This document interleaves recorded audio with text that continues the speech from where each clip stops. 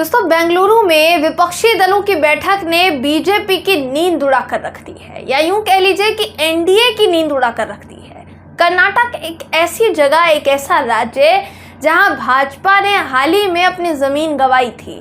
भाजपा ने चुनाव हारा, कांग्रेस ने हराया, और अब कांग्रेस के साथ कई पार्टियों की बैठक से बीजेपी में टेंशन बरकरार है। दोस्तों, बीजेपी परेशान सी नजर आ रही है। ऐसा हम इसलिए कह रहे हैं क्योंकि खबर ये है कि बीजेपी एनडीए के पुराने सहयोगियों को मनाने लुभाने में लग गई है। यानी एनडीए में पहले जितने गठबंधन शामिल थे, थोड़े समय पहले सुभाषपा ने हाथ मिलाया, अब चिराग पासवान की पार्टी से हाथ मिलाने की बात हो रही है। आरोप तो ये भी लग रहा है कि विपक्षी दलों की एकता से मुकाबला करने के लिए, जी हाँ, मुकाबला करने के लिए, क्योंकि जाहिर है तमाम विपक्षी दल एक साथ आएंगे तो बीजेपी के लिए मुश्किलें खड़ी होगी, तो बीजेपी दूसरे राज्यों में विपक्षी पार्टियों के नेताओं को तोड़ रही है, ऐसा बीजेपी पर आरोप लग रहा है। दोस्तों, विपक्षी दल लगा रहे हैं। इसके अलावा क्या क्या आरोप लग रहे हैं ये आपको बताएंगे। साथ ही आपको बताएंगे दोस्तों कि राहुल गांधी से आखिर डर है क्या। नमस्कार, मेरा नाम है जयंती झा और आप देख रहे हैं टीवी10 भारत। बेशक मोदी सरनेम मामले में राहुल गांधी फिलहाल राहुल गांधी को ना मिली हो दोस्तों, वो बेशक हाईकोर्ट गए, हाईकोर्ट से उनको राहत नहीं मिली, लेकिन हाईकोर्ट जाने के बाद जब राहत नहीं मिली तो उन्होंने सुप्रीम कोर्ट का दरवाज़ा खटखटाया है, जहां से उनको राहत मिलने की उम्मीद है। और ये उम्मीद राहुल गांधी के वकील भी लगा रहे हैं, यही उम्मीद कांग्रेस भी लगा रही है दोस्तों, कि राहुल गांधी को इस पूरे मामले से इजाज़त मिलेगा, कहीं ना कहीं वो फ्री हो जाएंगे। तो राहुल गांधी को पीएम पद का अहम चेहरा जो है माना जा रहा है, अगर ये केस सॉल्व हो जाता है तो। कांग्रेस इस बात को लेकर आश्वस्त नजर आ रही है कि राहुल गांधी कम से कम पीएम पद के उम्मीदवार के तौर पर तो खड़े हो ही सकते हैं, चाहे कुछ भी हो जाए। प्रधानमंत्री नरेंद्र मोदी जी के सामने एक बड़े उम्मीदवार के तौर पर, एक कड़े उम्मीदवार के तौर पर, मजबूत उम्मीदवार के तौर पर वो उतर सकते हैं। ऊपर से अब विपक्षी एकता के लिए तमाम विपक्षी दलों की जो एकजुटता है, इस एकजुटता से बीजेपी की टेंशन बढ़ गई है दोस्तों। वही बीजेपी जिसके चाणक्य कहे जाते हैं अमित शाह जी, और अमित शाह जी कह रहे थे कि फोटो सेशन हो रहा है, कुछ नहीं होने वाला है। इसलिए बीजेपी ने सबसे पहले बिहार में जोर आजमाइश की है दोस्तों, क्योंकि नीतीश कुमार ने मोर्चा खुलवाया, तो चिराग पासवान की लोक जनशक्ति पार्टी को साथ लाने की कोशिश की जा रही है एनडीए की तरफ से।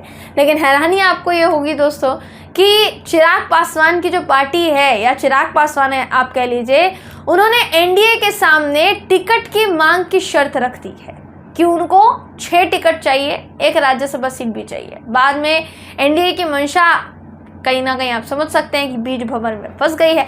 इस वक्त विपक्षी दलों के बीच सामंजस्य की जो दीवार है वो स्थापित होती हुई दिख रही है। थोड़े समय पहले गोदी मीडिया भी यही दिखा रहा था कि ये विपक्षी दल बीजेपी के खिलाफ कैसे लड़ेंगे, जबकि ये तो आपस में लड़ रहे हैं, क्योंकि सभी दल एक साथ अब नजर आ रहे हैं, इसीलिए सबके मुंह पर टेप चिपक गई है दोस्तों।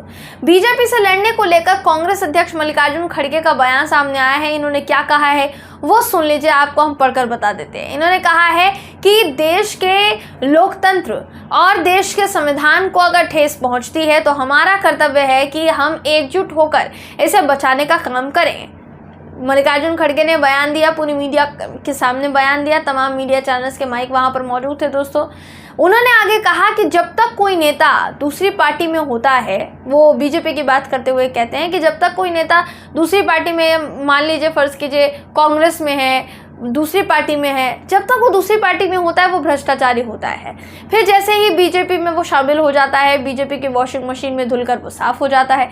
डराने, धमकाने और उत्पीड़न करने की बीजेपी की पुरानी आदत है, ये यहाँ पर सीधे तौर पर कहा है मल्लिकार्जुन खड़गे ने। आगे उन्होंने ये भी कहा है कि लेकिन हम डरेंगे नहीं।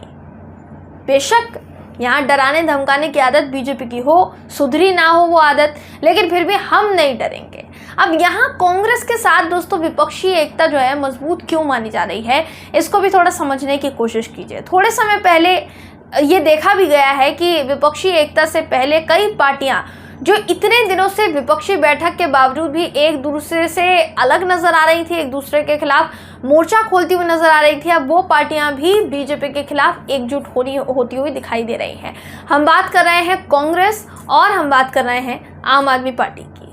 तो नज़दीकियां जो है इन दोनों पार्टियों में बढ़ रही है। ऐसा मैं क्यों कह रही हूँ, क्योंकि थोड़े समय पहले दोस्तों केंद्र सरकार सुप्रीम कोर्ट के फैसले को पलटते हुए एक अध्यादेश लेकर आई थी। ये जो अध्यादेश था ये दिल्ली को लेकर था, अधिकारियों के ट्रांसफर पोस्टिंग से जुड़ा हुआ पूरा मामला था, जिस पर सुप्रीम कोर्ट ने अपना फैसला सुनाया था और वो जो फैसला था वो दिल्ली सरकार के पक्ष में था। लेकिन ये अध्यादेश लाने के बाद वो जो फैसला है उससे सर्वोपरि अध्यादेश होगा।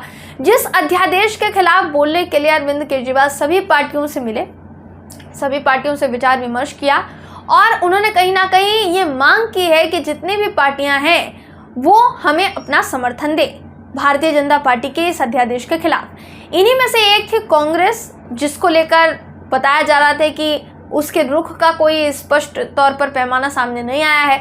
आम आदमी पार्टी कह रही थी कांग्रेस को अपना रुख स्पष्ट करना चाहिए। अब कांग्रेस ने कहा है कि वो संसद में मोदी सरकार के लाए इस अध्यादेश का समर्थन नहीं करेगी। इससे समझा जा सकता है कि केजरीवाल को समर्थन देने के लिए, जी हाँ, केजरीवाल को समर्थन देने का जो मन है वो कांग्रेस ने यहाँ पर बना लिया है। तो विपक्षी दल है वो एकजुट होते हुए नजर आ रहे हैं, मजबूत नजर आ रहे हैं। ऐसे में भारतीय जनता पार्टी की मुश्किलें कितनी बढ़ सकती हैं और कितनी नहीं, इस बात पर आप क्या सोचते हैं, आपकी क्या राय है, कमेंट करके हमें ज़रूर बताइएगा। वीडियो अगर आपको पसंद आया हो तो वीडियो को लाइक कीजिए, शेयर कीजिए, चैनल को सब्सक्राइब करना बिल्कुल भी ना भूलें। फिर मुलाकात होगी आपसे अगली वीडियो में, तब तक के लिए नमस्कार।